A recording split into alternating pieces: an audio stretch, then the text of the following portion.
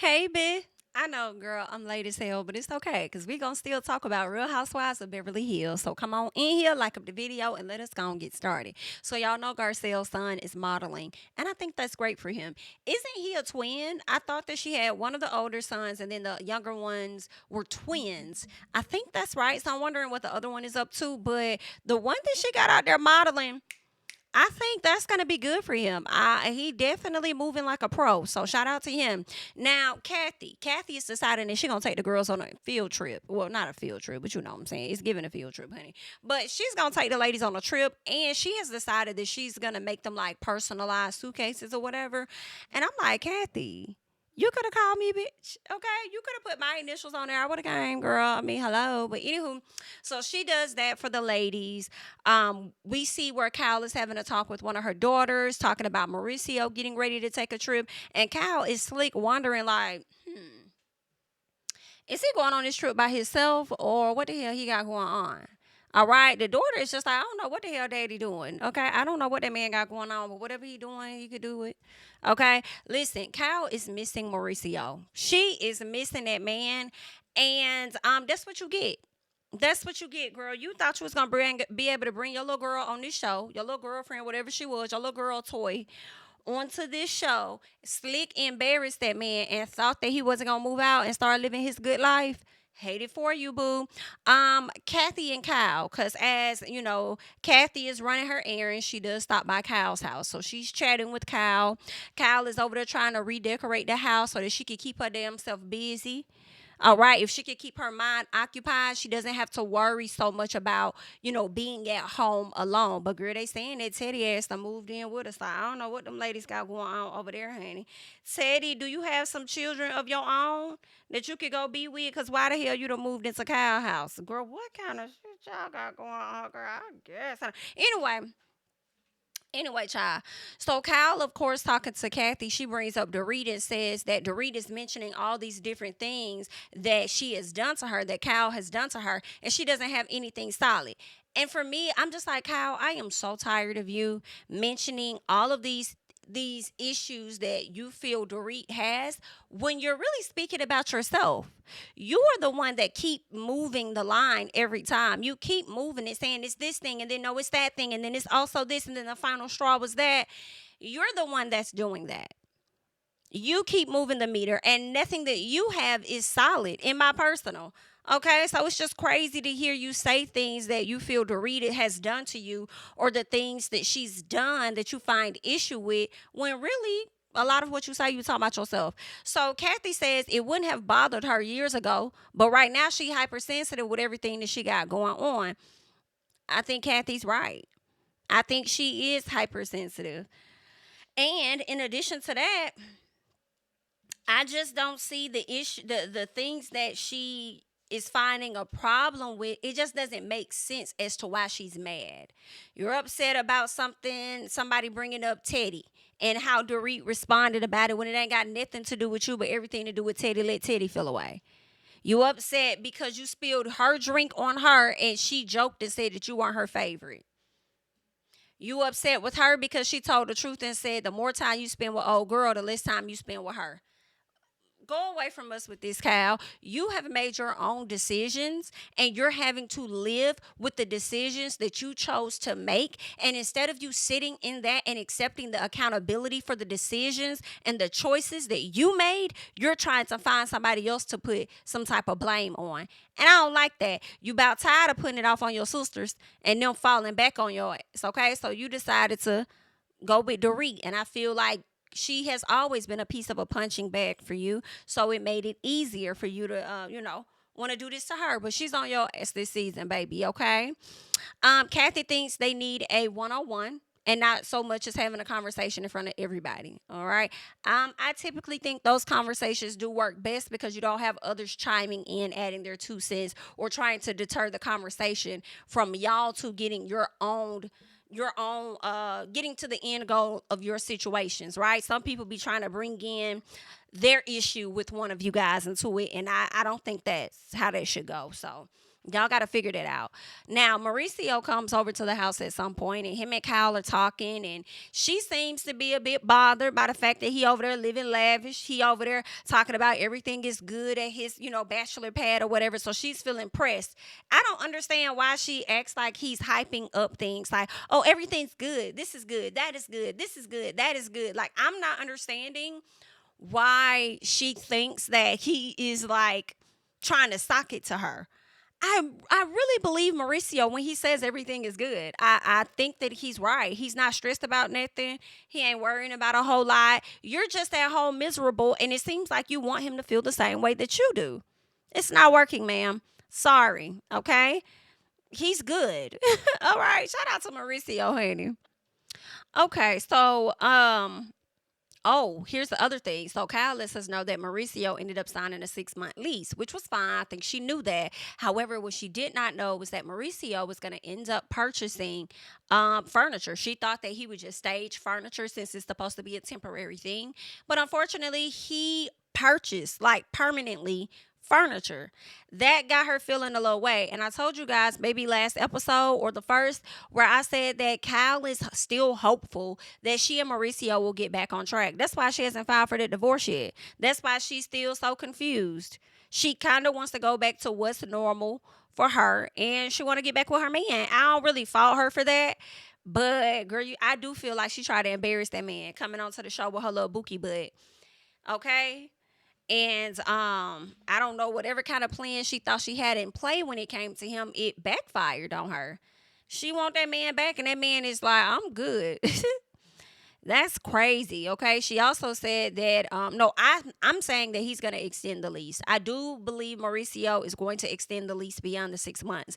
Kyle feels like them having the 6-month lease is going to kind of like, of course, put space in between them, but also allow room for the new normal, where they're going to get accustomed to not being with each other. Okay. Listen, like I said, that man going to extend that lease out, and he going to do another 3 months or another 6 months. Okay. So it's going to end up being a whole year that y'all are not together. And it's really going to be the new normal. I don't see Kyle fully being over the new living situation in the next 6 months. Maybe give her another 6 months, therefore making it a year. She could potentially be in a better space with that mentally. Let's see what else ended up happening. Okay, yeah. So she's talking to Mauricio about things that he may need in the house, like towels. Oh, I'll bring you over another comforter with sheets and this and that. And Mauricio's like, no, I actually don't need you to do anything for me. Like I have it all. I got it all taken care of. Baby, I know that was a sock it to you moment. I know that made her feel some type of way because that was him pretty much showing her that he don't really need her. And she's at a place where she's trying to find space in somebody's life where they may need her, whether it's her daughters, her husband. She just got a lot going on. Okay. And ain't nobody really, they don't really need you right now. So that also makes it worse. I see why she's going around the house trying to find different things to work on, and let me repaint this room, and let me build a wall over here. Let me put a bookshelf right there. She got all this stuff going on because she needs to keep that mind occupied. Because if she doesn't, and I don't fault her for this, I feel like she's going to get even lower than what she is. It's going to get really depressed for her. Right. But let's keep going. Dorit and Erica, they talk, and Dorit is very anxious because about going on this trip, because she says she hasn't left her kids with anyone other than her mom. So she's going to be leaving the kids with the nanny, and this is really new for her because she can't call on PK. PK met with her last week and said, "Girl, don't be calling my phone 5 days out, like 5 times out the day. We're not doing that. But bitch, you got me fucked up. If you think that you're not gonna come to this house and you don't live too far, and you still my husband, and think you're not finna come watch these mother kids for the weekend, no, they not coming over there. Okay? We not ready to uproot and change their life just yet. So you need to be bringing your raggedy ass back over here to this house and watch your mother kids while I'm away." I feel like that's the least PK can do. But PK is so anxious and ready to hit these streets and be a dog, honey. Girl, and you over there stressing, and this man told you not to call him up multiple times a day, and you gonna listen? I'm going to call. Now, whether you choose to answer the phone is on your ass, but I'm going to call. As long as I got these kids, bitch, I'm going to blow that phone up, period. So what's going on? Okay? So she and Erica speak on Kyle as well. So they talk about Kyle. And Erica doesn't think that Dorit meant any harm by the Bravo thing. She watched it. She sees why Kyle would get upset or something like that, but she doesn't think that, Dorit did anything wrong. Dorit starts reading off a list of things, okay, and production starts showing receipts, child, as to the times that, Miss Kyle has slighted her. Okay, but I feel like when it came to Kyle saying all the things Dorit has done, I don't really think that gave too many flashbacks on that. But anywho, so let's keep going. We get to lunch, okay? I think the ladies went on a trip. They're going outside for lunch. Dorit confides in Bose about PK. She talks to her about PK and him not wanting to talk all the time throughout the day and him moving into a new apartment and how she wanted to be included on the decision. Now, some part of me is like, Dorit, you're not going to be included on that decision because y'all are separated. It was enough of a decision to know that y'all was going to separate. Should have known he wasn't going to be living in the house at some point. He told you about the apartment. I don't know how much inclusiveness you wanted to be when it came, how included you wanted to be with that situation. So I think he needs to come to the house to watch the kids, the end result. Okay. So while Dorit is over there talking to Bose, you got Garcelle all the way down there on her end of the table. This bitch can barely eat her fucking food and sip on her damn drink because she too busy worried about what the hell Dorit doing on the other end of the table. Now, mind you, I haven't really been a person that's had an issue with Garcelle. If anything, I've had more of Garcelle's back as I've been reviewing the show. But in all honesty, in this particular scene, it did irritate me just a bit because I'm like, BITCH, why are you all the way down there? Not enjoying the conversations that you're having, and you're worried about what Dorit is saying to Bose. And then you're like, are we not included in the conversation? I wish somebody would have said, are you not listening to the conversation that you're having right now or that we're having in front of you? Why are you all the way down there with yours? Why are you so worried? If you know that you don't really like Dorit, why the fuck you so worried about what the hell she doing? So then Sutton says something about, oh, that's not cool that we're being excluded or whatever the case was. And I'm just like, Sutton, shut the fuck up, girl. You're only feeling away. You're only feeling away because Garcelle said something. Don't sit up here and act like you care for real because I don't think you do. You didn't even notice it originally. So you're just going off of how Garcelle feels, okay? Erica does tell them, like, listen, I don't think things are going so well with her and PK. I'm not really going to give you guys too much more of that information because that's her business to tell. But I don't think things are going well. Like, it's that simple. So Jennifer, I think it's Jennifer. She starts talking, and she says that when it came to her divorce, she said she got a piece of the Simpsons, honey. When she went through her divorce, she got a little piece of the Simpsons, and nobody knew that the Simpsons would be going on forever. Okay, so she thanks him all the time. I don't know if she physically thanks him, like call him up on the phone, but I think she's just like, oh, thank you. Because I'm sure at times when she was not booking opportunities, that money was coming in damn handy. Okay, the Simpsons, and hopefully she's getting paid off of any of the when they create certain items or whatnot from the Simpsons and stuff, not just the television show, but any other items they may create from Simpsons. Like memorabilia or whatnot. But Miss Girl is getting a coin from there, so shout out to her. Now, Sutton says that Dorit should tell them, and that's when I was like, girl, shut the hell up. Kathy got the ladies playing some type of kiddie games, and I ain't gonna lie, girl, I would have been out there playing it. But at their particular age, Kathy, you was wrong as hell. Okay? Now, they pushing late 40s, early 50s, bitch, and if not mid 50s. Them knees is not hitting the same, especially in no motherfucking sand, bitch. Now, you was wrong for that, Miss Hilton. Okay, girl. Child, wasn't that a mess? The girl had Dorit falling on her face twice. When I tell y'all, Kyle was over there getting her damn cackle on. Now, although it may have been funny, I think Kyle was laughing extra hard because I feel like she wanted Dorit to feel how she may have felt at times when the audience was laughing at her when Dorit said that my least favorite is definitely Kyle. So I think that she wanted Dorit to feel away about her laughing because she fell and hit her face. You know what I'm saying? But it's like, okay, Kyle, anyway, girl.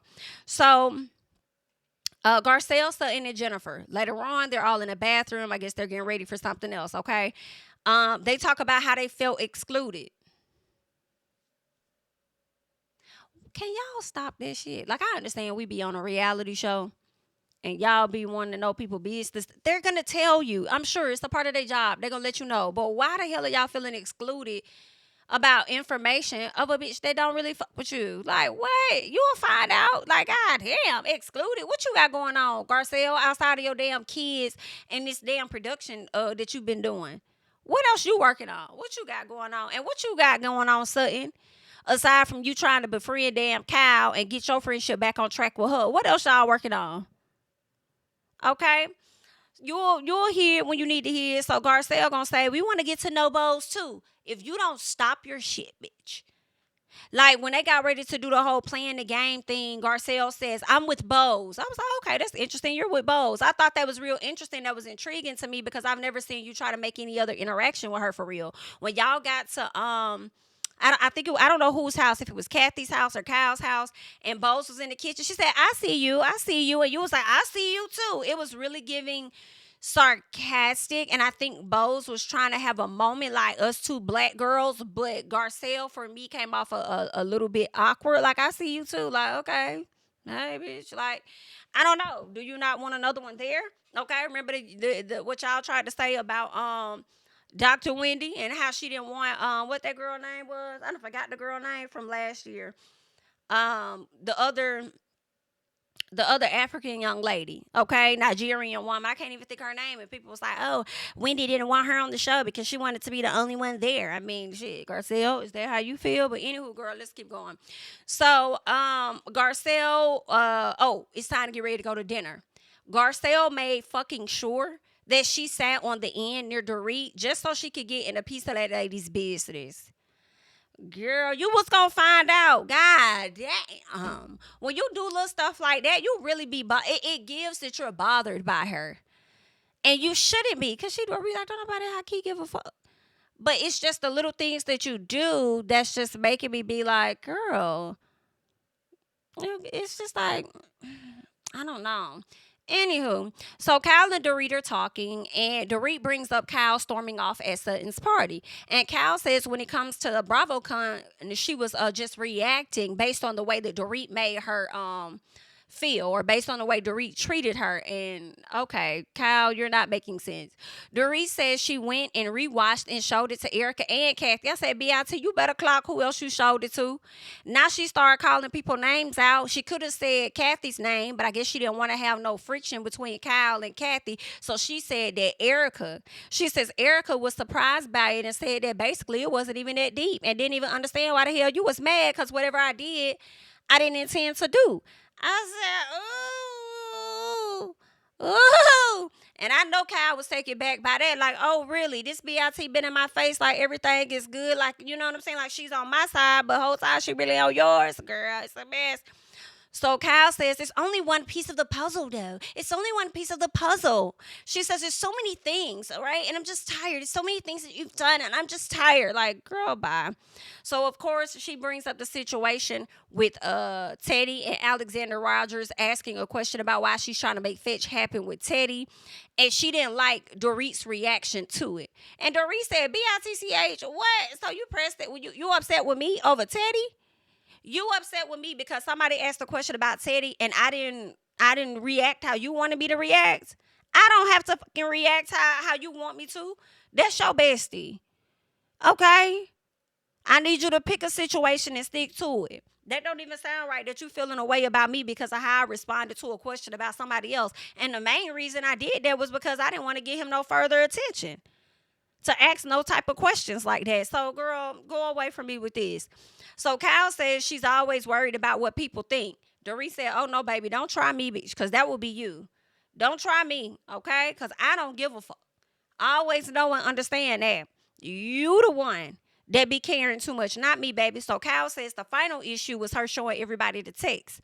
Dorit says basically what I took from it. Dorit was like, girl, I'll never show nobody no text of what you confided in me about privately, like on some personal shit. But when you come at me the way that you came at me, when it's a me and you situation, girl, yeah, I'm going to share what the hell I want. Okay, if it's you confided in me about some personal stuff with you and your little girl friend or you and Mauricio, I'm not going to tell that. But you was coming at me, and I had every right to show who the hell I wanted to show it to. So what else is going on? So while Dorit is talking about it, she brings up the fact that she showed that to Erica. Erica even agreed with that. And then Kyle is like, I'm trying to talk. Can you at least let me talk? Like, gosh, God gave you 2 ears and 1 mouth for a reason. Let me talk. And then Dorit said, BITCH, I don't know who the hell you talking to, girl. Because it's really given that right now, you need to shut the fuck up and you need to listen. How about that? Because I'm tired of hearing the shit you got to say. You going to listen to me now, girl. Listen, Dorit got that foot on Miss Kyle's neck, honey. Do you hear me? And then on the next episode, we're going to end up seeing, Sutton hop into the conversation. Garcelle include herself into the conversation. And they both irritated me a bit. Not even going to hold you. But that's all that I got at this time. Y'all can leave y'all thoughts and comments down below regarding the latest episode of Real Housewives of Beverly Hills, honey. I am JamiThatsMe. So don't forget to like, comment, subscribe, share my videos. Follow me over on the Twitter, the Instagram, as well as Blue Sky. And I'll catch you guys in the next one. Bye-bye. King of my city and cul-de-sac. Coming out swinging like soldier rag. Leading my people like quarterback. Boy, I study this shit, I'm an almanac. Had to get up and grind. Knowledge is booming, I'm here to apply. Came with the chip and the dip, it just single the mind. We finna do more than survive. I need my check. Spinning the block for the Gouda. We hitting the jeweler, the flood out the net. We don't do beef for computers, I'm straight out the sewer. We come when you rest. Niggas be looking perplexed, so keeping my foot on their neck. No map, I trust my gut for the quest. With drama, I'm fully abreast. I was ready for years and they doubted me. All of a sudden, they tell me they proud of me. I've been dropping these haters like calories. Cross them out, I came back with some boundaries. Stand for my honor, but you run no corner. Packing the stick with a drummer. When I catch my bad, won't fumble. I done came too far to be humble.